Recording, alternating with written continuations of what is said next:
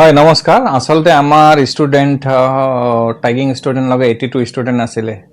তাৰে ভিতৰত আমাৰ ডিস্টিংশন পাস 3 জন হৈছে ডিস্টিংশনৰ ভিতৰত সেন্টাৰ টপাৰ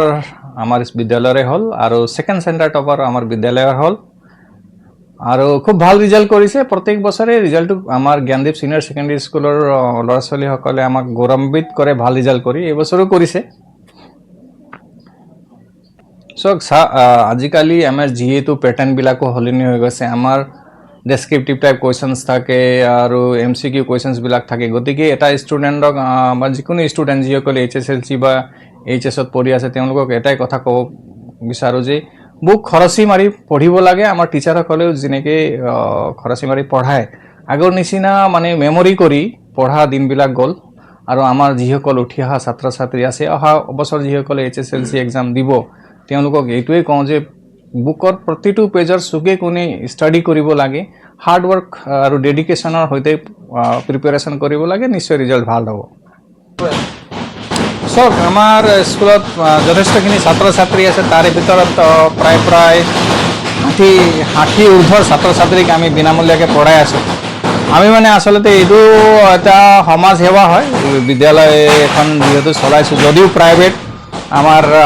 স্কুলৰ ফিজ বিলাক হওক বা এডমিশনৰ মাচুল বিলাক আমি অতি কম লওঁ যাতে আমাৰ যেটো অঞ্চলত বিদ্যালয়খন আছে আমাৰ তিৰাপ অঞ্চলত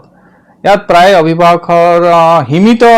ইনকাম সোৰ্স আছে যেটো উপাৰ্জনৰ পথ আছে এটো হিমিত আছে তেওঁলোকৰ লিমিটেড ইনকাম তাৰে ভিতৰত এটা পৰিবাৰত 3 জন 4 জন ছাত্ৰ ছাত্ৰী থাকে তেওঁলোকে মা দেউতাই যথেষ্ট পঢ়াত কষ্ট হয় তেনে ক্ষেত্ৰতো আমি আমাৰ পেৰেন্টছ সকলক সুবিধা কৰি দিওঁ আৰু ঠিক তেনেকে যিসকলৰ পিতৃ হঠাৎ ঢুকাই যায় আৰু ঘৰত আৰু অকল মা অকলশৰীয়া হয় ল'ৰা ছোৱালীক আগলৈ পঢ়াই লৈ যাবলৈ সুবিধা তেনে